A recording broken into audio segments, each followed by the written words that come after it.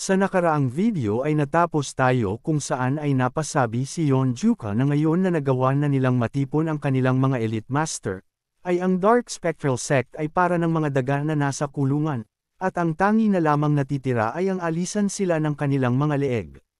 Matapos ay sinabi nito sa lahat na dahil sila ang naglakas ng loob na manghamon sa kanilang martial world, ay bakit hindi nila pagpapaslangan silang lahat. Matapos nito ay agad naman silang nagtungo sa lugar, at habang papalapit ay napasabi ang isang master na parang napakatahimik ng lugar, at kasama ng liko-likong daan at kadiliman sa lugar, ay parang sa pakiramdam ay pumapasok sila sa bitag ng mga taga-Dark Spectral Sect. Sabi din ng Heavenly Sword Supreme na karaniwan ay dapat na maingay sa lugar na ito kasama na ang tunog ng mga insekto, subalit nakapagtataka na tahimik dito, at nakakaramdam siya ng hindi maganda, dahil sa parang ang isang bitag ay nag-aabang lamang para sa kanyang mga magiging biktima.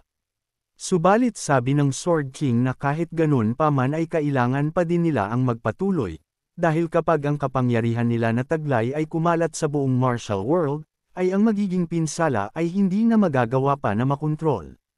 Dahil ang kanilang Transcendence Awakening na tinatawag nilang Omnipotence, ay maaaring magsanhi ng matinding pagkasira habang nagtatransform ang mga ito, kaya naman ay ang tanging sagot ay ang sila mismo ang magpahinto sa kanila.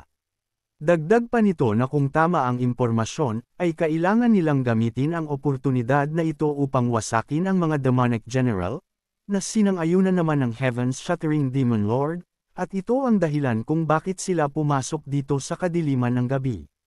Dahil sa wala silang alam patungkol sa kanilang mga lakas at abilidad, ay ang suprisang pag-atake ang pinakamainam na paraan upang mapataas ang tiyansa nilang manalo, kaya naman nais niya na mauna na sana. Nang pinahinto naman nito ang kanyang anak sa pagsunod sa kanya, subalit galit naman na sinabihan nito ang Shattering Heavens Demon Lord na wala ng epekto pa ang pagbabawol nito dahil sa maging siya ay lalaban din. Napasabi naman ng ama nito na ang kanyang mga sugat na natamo mula sa babae na iyon ay sariwa pa, at hindi niya makakaya na mawalan ng isa pang miyembro ng kanilang bandit union, na sinagot naman ng kanyang anak na maging siya ay hindi pa din namang tuluyang pangmagaling, at palagi lamang nitong sinasabi na ayos siya at hindi iniingatan ang kanyang sarili. Napasigaw naman ang Shattering Heavens Demon Lord at sinabi na bilang pinuno ng Chaos Sect ay natural lamang na makisali sa usaping ito ang kanyang ama. Subalit sinagot naman siya ng kanyang anak na kung ang lahat ba ng mga tanyag na mga master ay mayroong siyam na buhay, dahil sa hindi nito naiintindihan ang damdamin ng isang anak na sumali din dahil sa labis siyang nag-aalala sa kanyang ama. Dagdag pa doon ay pinuprotektahan lamang siya nito mula pa noon, kaya naman ay sa papaanong dahilan niya kukuhanin ang posisyon bilang ang tagapagmana ng Bandit Union, at susunod pa din siya anumang mangyari upang may paghigantay ang kanilang 12 Demonic Kings, kaya naman ay hindi siya nito mapipigilan. Dahil doon ay napasabi naman ang Shattering Heavens Demon Lord na sinong makakapagsabi na hindi niya anak ito, dahil sa taglay din niya ang nag-aapoy niyang init ng ulo ng perpekto. Makalipas naman ng ilang sandali ng kanilang paglalakbay, ay napatanong ang ating bida na kung ang lugar na ito na ba ang kanilang pupuntahan, na sinang-ayunan naman ng Shattering Heavens Demon Lord, at sinabi na nito na ang bandang doon ay ang Dark Spectral Sect Main Temple. Dahil doon ay napasabi siya na mukhang nais ng mga ito na hantihin din sila na magtungo sa lugar, dahil kung ganun nga ay masaya nilang tinatanggap ang kanilang pag-eniaya.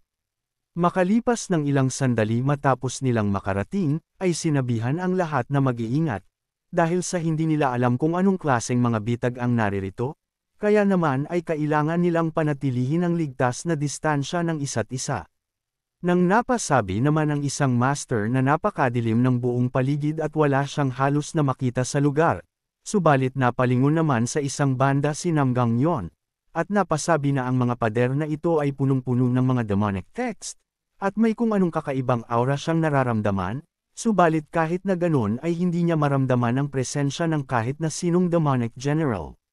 Nang inilabas naman nito ang kanyang sandata, at napasabi na maging ang kanyang bodhidharma ay masyado ding tahimik, dahil kadalasan ay nagre-react na ang Divine Chi na nakapaloob dito. Kaya naman ay napapatanong na siya na kung totoo ba na inabandona na ng sect division ang lugar at tumakas, o isa lamang itong pagkakaroon ng kalmadong sitwasyon bago dumating ang matinding sakuna, dahil sa mukhang may kung anong binabalak ang mga ito.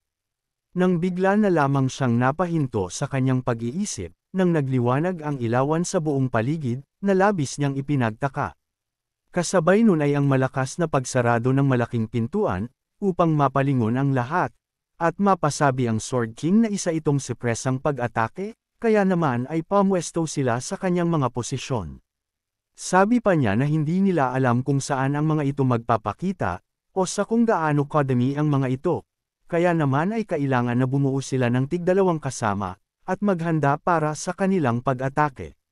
Nang may kung sino naman ang nagsalita mula sa di kalayuan at sinabi na masaya siyang batiin ang mga kapwa niya martial master na bayani ng martial world, subalit bago pa siya mapunta sa kanyang punto, ay nais muna niyang batiin sila dahil sa nagawa nilang mapunta ang mga ito sa ganitong sitwasyon. Dagdag pa niya na tunay ngang karapat dapat silang tawagin bilang ang Golden Generation ng martial world, at tunay siyang nasisiyahan, kaya naman nang makalapit ito sa kanila, ay nagbigay naman ito ng paggalang, at sinabi na siya ay si Bang Qiangak at isang demonic general. Kung umabot ka na sa parte ng video na ito ay maaari lamang napindutin ang like at super thanks sa baba bilang pagsuporta. Maraming salamat. Sa isip naman ng isang master ay ang pangalan nito ay hindi pa niya narinig noon. Inakala niya na ang pasukan mula pa kanina ay parang kakaiba, subalit mukhang wala nga talagang mga chi na nasa paligid, at mukhang isa itong patay na tao. Kaya naman ay napatanong siya na kung ang intensyon ba niya ay ang kaharipan silang lahat ng siya lamang mag-isa, na mabilis naman na hindi niya sinang-ayunan. Sabi niya na nais lamang niya na magsaya sa isang palaro kasama sila, ang Dark Spectral Sect laban sa mga bayani ng martial world, ang magandang lugar ng digmaan upang naisin ang makipaglaban. Matapos ay masaya niyang sinabi na nais niyang tawagin ito bilang, ang labanan ng pagkaubos, simple lamang ang patakaran, at yon ay magmula ngayon ay sila ay pupunta sa mga lokas yung kanyang inihanda, at mula doon ay kakaharapin nila ang kung sinong demonic king ang kanilang makikita. Dagdag pa niya na kung magawa ng kung sino ang manalo, ay maaari nilang suportahan ang nasa kabilang lugar ng digmaan, subalit sa kasamaang palad, ay ang patakaran na iyon ay tanging para lamang sa mga demonic general, kaya naman ay dapat nilang ipanalo ang kanilang mga laban dahil sa magsisimula na ang kanilang laro. Nang nagsalita naman ang ating bida at sinabihan siya na masyadong madaldal ang kanyang bibig, at upang paikliin ang mga sinabi nito kanina, ay ang nais niya ay ang pagkakaroon lamang nila ng kanya-kanyang katapat, na sinang-ayunan naman ng demonic general, upang mapasabi ang ating bida na dahil doon ay masisigurado lamang niya ang kanyang kamatayan, kaya naman ay tumahimik na ito at umatake, dahil siya na ang haharap sa kanya. Nang masaya naman na napatanong ang demonic general na kung siya ay ang binatang si Yonjuka, at mukhang ang lakas ng loob nito ay kagaya ng kung ano ang kanyang mga narinig. Kaya naman kung ganun ay mabilis na niyang uumpisahan ang lahat, at naghanda na din siya ng mga makakatapat nila na sigurado siyang magugustuhan ng mga ito. Matapos ay nagpalabas na ito ng kanyang kapangyarihan, na nagawang pumulibot sa buong lugar na kinatatayuan ng mga ito. Sabi nito na kahit na wala siyang nakikitang pag-asa sa kahit na sino sa kanila, ay nakakaramdam pa din naman siya ng pananabik, dahil sa ito na ang kanilang huling yugto, kaya naman ay ang hiling niya ay ang magkaroon ng mga ito ng matinding swerte sa kanilang magiging laban. Makalipas naman ng ilang sandali, ay matapos ng isinagawang salamangka ng isang demonic general, ay nakita naman ng Heavenly Sword Supreme ang kanyang sarili na nakatayo sa kung saan. Sa isip niya ay hindi ganito ang inaasahan niya subalit ang paghiwa-hiwalayan sila, ay sa tingin niya ay ang pinakamainam na nangyari, dahil sa ang makalaban ang dumating na demonic general, ay ang kung ano na kayang niyang asikasuhin ng mag-isa.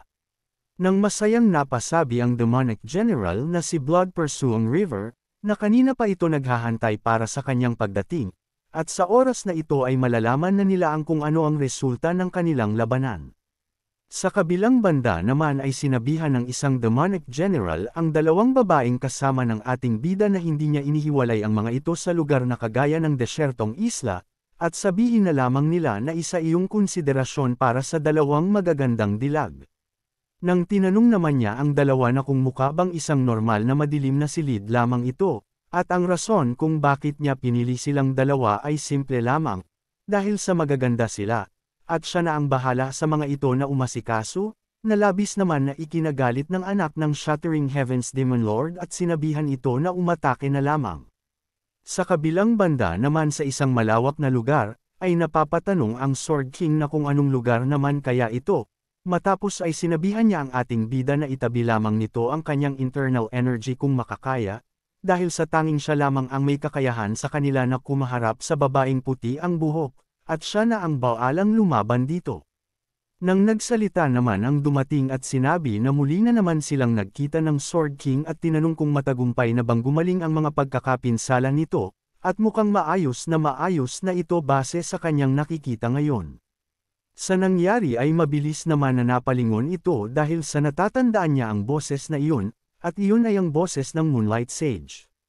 Sinabihan ng Moonlight Sage ang Sword King na hindi ba ang pagkikita nilang ito ay parang ang pagbalik sa nakaraang 20 taon na nakalipas, at noon ay kasama din siya ng bastardong nagmula sa Crouching Dragon Estate. Subalit sa puntong ito ay parang isang ilusyon lamang ang makita ang kasama nito na matagal na niyang hindi na nakita, subalit pinatahimik lamang siya ng Sword King, dahil sa kung magsasalita pa ito ng kung ano-ano ay puputilan na niya ang dila nito. Sa isip ng Moonlight Sage ay hindi magiging mahirap ang kaharipan niya ang Sword King, subalit ang bastardong bata na nasa likod nito ay talagang napakadelikado, dahil sa ang martial arts nito ay mas lumakas pa sa loob lamang ng ilang araw.